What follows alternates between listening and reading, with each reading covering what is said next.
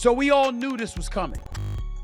But when you hear racketeering conspiracy, when you hear trafficking by force, when you hear that were used to keep them obedient and compliant, when you hear about the transportation to engage in prostitution, male workers and all of this other stuff,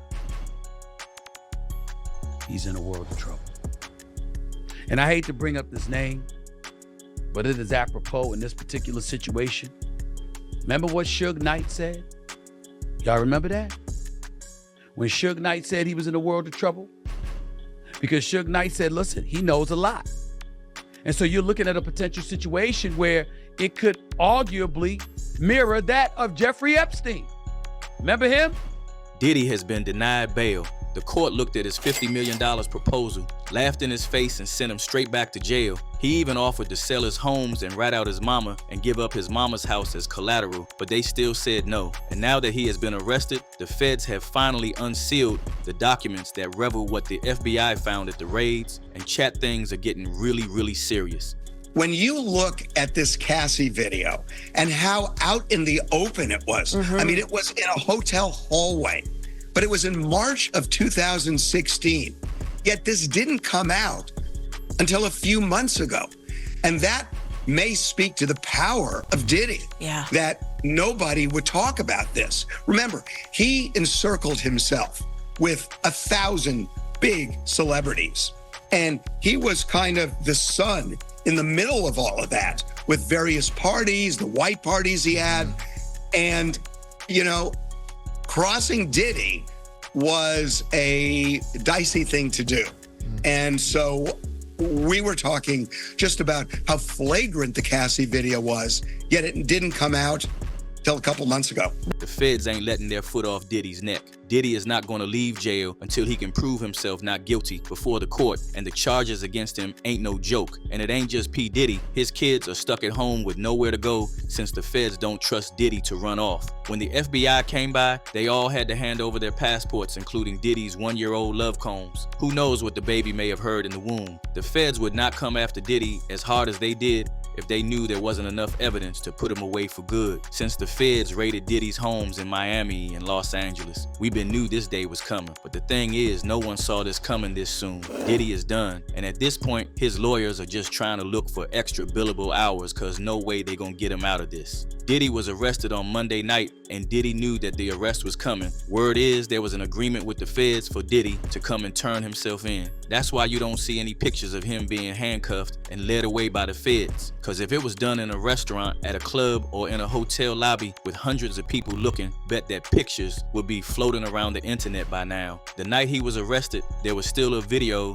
of Diddy partying it up with his fans, only to be arrested a few hours later. Now, Diddy's attorney did come out with a statement soon after his arrest and said that we are disappointed with the decision to pursue what we believe is an unjust prosecution of Mr. Combs by the U.S. Attorney's Office. They are still trying to paint Diddy as this innocent man, and even went as far as to call him a music icon, self-made entrepreneur, loving family man, and proven philanthropist. His attorneys also made it clear that Diddy has voluntarily cooperated with the investigation every step of the way, and these are the acts of an innocent man with nothing to hide, and he looks forward to clearing his name in court. But the feds are not buying it and made it clear that Diddy was not cooperating with the investigation like he wanted everyone to believe.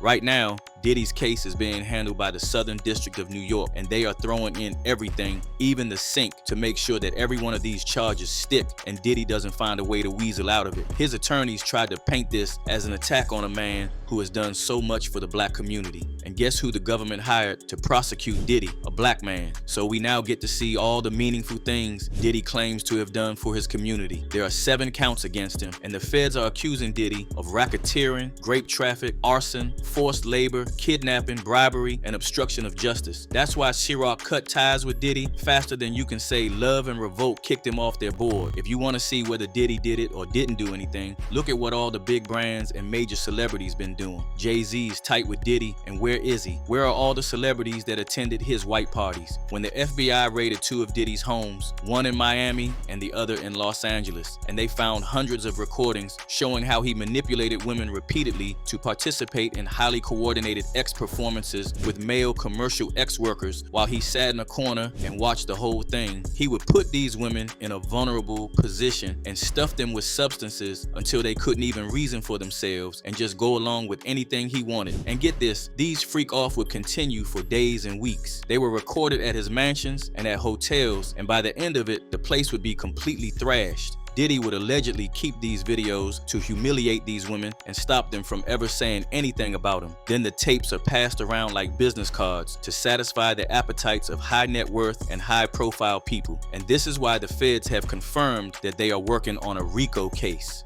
The indictment alleges that on more than one occasion, Combs carried or brandished firearms to and threaten. Now, Combs did not do this all on his own. As I mentioned, Combs has been charged with RICO conspiracy. He used his business and employees of that business and other close associates to get his way.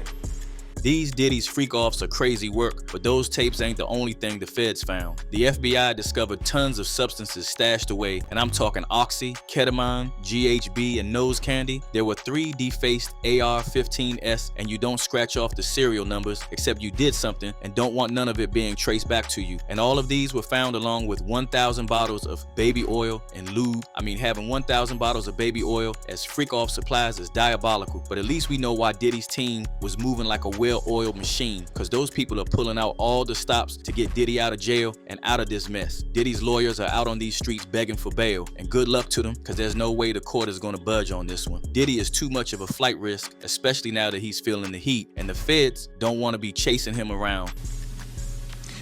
Now, I want to be clear about 2 things.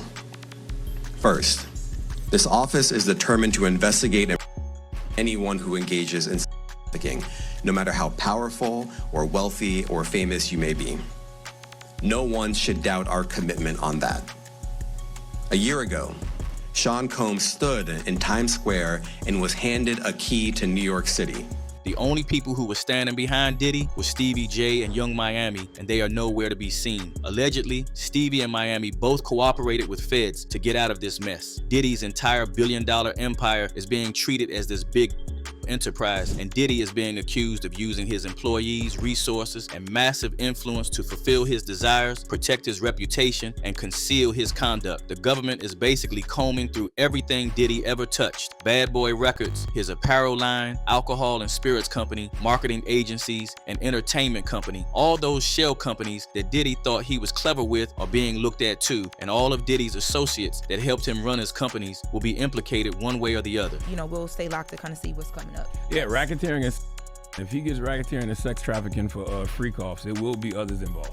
Yes. Like if you ever ran a train with Diddy, you're probably going to jail. Yeah, that's what a lot of people were saying, that, you know, that's possibly on those cameras, because he had cameras in the crib. So people are thinking that maybe there'll be other people involved. If you ever been butt naked, cameras. Anywhere with Diddy, or half butt naked with Diddy, and there was some women around or some men around that he told you were part of the party, you're probably going to jail. Half butt naked is insane. All right. If you possibly on any of those tapes, like Envy just said, that they seized from that house, that's right, you're probably going to jail when they start throwing that word racketeering around. But we'll see what happens. Hell, if you walked in a room and saw Diddy in there smashing Carl Winslow, allegedly. What? If Diddy flew Carl out, you might be going to jail.